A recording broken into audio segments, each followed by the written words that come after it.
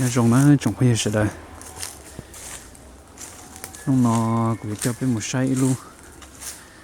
à projet nữa nó như là projet với mua thầu u rồi và những một đan nâng lần đợi cho nâng phút thơ nhưng tại lúc nào của tôi rèn đã lúc rồi nó cũng cho bên một sai hay tiền nửa rong lịch trả nữa tỏ cho kể là luôn luôn là tỏ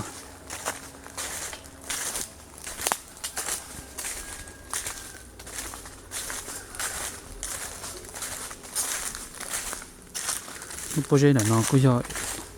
khi lúc projet ở mọi đan nâng lần đợi cho nâng phút thơ hay cho nâng đầu đấy bố thầu là phải nó giờ là nó một sợ nó cũng mà đi muốn thế cả tàu ra đan nâng là cho là tao này sai muốn nhận được này sai rồi sẽ dùng để trả nợ cứ cho ít kho đan nâng cân cự và cho nâng bút thai lên cho đầu này là từng chơi chia là nên không này no là cho cái tay nó khô là lên trời từng lên đó nữa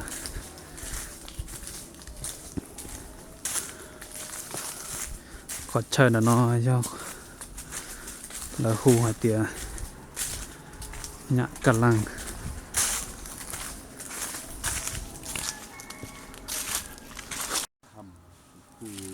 cho có phang vậy này nữa nó คือญี่ปุ่นเขียนประวัติ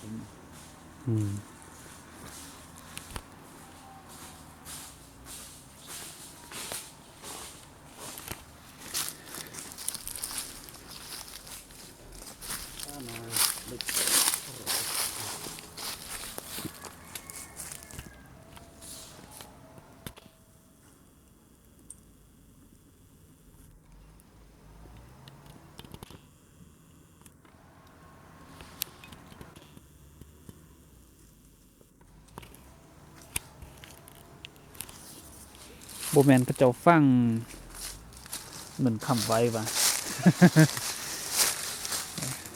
อย่างล่างแล้วมันใต้ทางโน้นทางอันน่ะ หยะหยะอันลังอัง อย่างล่างนะ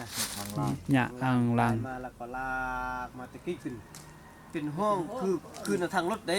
ตะกี้น่ะ ตะกี้ทางลูกทางเยอะมากคือมันนะทางรถเด้คือรถตุ๊ดเด้ เพื่อมาทางพุ้นมาเนาะ มาทางพุ่นมาฮอดนี่แล้วมันบ่สามารถจะไปแล้วมันฟังนี้ ฟังนี่แล้วมันเอา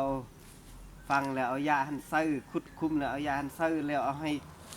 ห้คำแล้วทอกแล้วเอาให้เงินทอกแล้วเอาเข็มทอกเข็มนี่ฮอดเป็นกลุ่งเป็นทอกไส้แล้วเพื่อคุดหันฮอดมันมีเข้มมันเข้มปักแล้วมันตายเลยพวกตามนิทานเขาว่าหัน อันนี้มันเขาคุดแล้วอันนี้เขาคุดบ่ได้อันนี้ในบ้านเราจวบตายมืดเลยคือเขาคุดอยู่พวกคนมันมีน้องอันนาตะกำพายคนนึงอยู่หมกหลักแล้วก็อยู่เวียนอยู่หมกวัดนี่อยู่เวียนท้องส่วนเขามาขุดพอติเงียบก้อนหินนะบัดคันมันจะตายแล้วมันออกเลือดตั้งออกเลือดศพเลยมันตายบ่เป็นไข้เป็นยังไง เธอก็เป็นตาเสือเถื่อน งัดก็ไม่ได้เนาะ งัดก็บ่ได้มีแต่ว่าค้อนอยู่คืองัดก็บ่ได้นะก้อนหินแล้วก้อนหินตกหินทบ มีกกอ้องหมดเนาะหมด เป็นห้องคือแนว แต่ออกก็มีแต่กกไม่น้อยละดาได้เนาะตามห้องอันก้าวมันก็บ่ออกเลยเนาะ ขึ้นโยกันตัวยักษ์อ่านเบิ่งก็จับไปอ่านไปเบิ่งคือมีทูบปีเทียนออกมาเขามาบูชามานั่น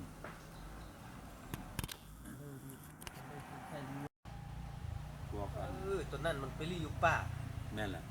ตัวนี้มันมาอยู่วัดแล้วสิ พวกกระทรวงอันพวกอันแนวลาวสร้างสรรค์มาทางแค้นแดมาทาง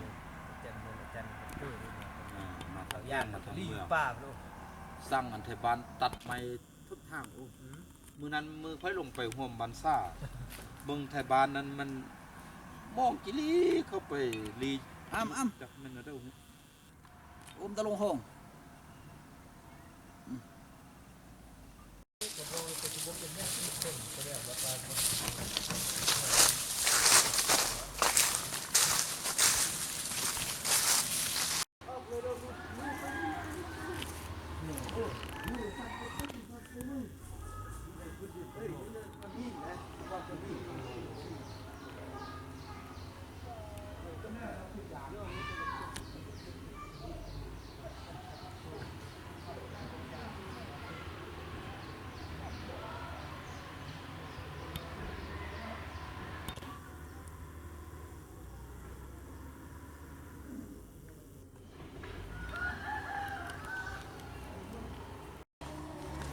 แล้วลงพี่พูกเห็นปูน บ้านบ้านมุกวัดสมบูรณ์มีวัด แต่มันเฮ็ดเขาเฮ็ดผิดแต่กี้มันก็บ่ผิดแค่นี้มันวัดหมดแล้ว เนาะคือบ้านล่วงนั่นแหละเนาะที่สร้างวัดเราเพราะสุดท้ายพอวัดจักเชื่อว่านำที่ออกหน่อยน่ะ บ่ออกแต่วันเนี้ยไปเบิ่งมีแต่ แล้วสถูปมันไปบูชาไปอันเอาน้ำส้มเอานั้นไปบูชาแล้วนำนั้นออกมา ออกแล้วเขาดึงขึ้นผู้เลย สามารถเอาท่อนั้นดึงขึ้นไป5 วัดได้ อ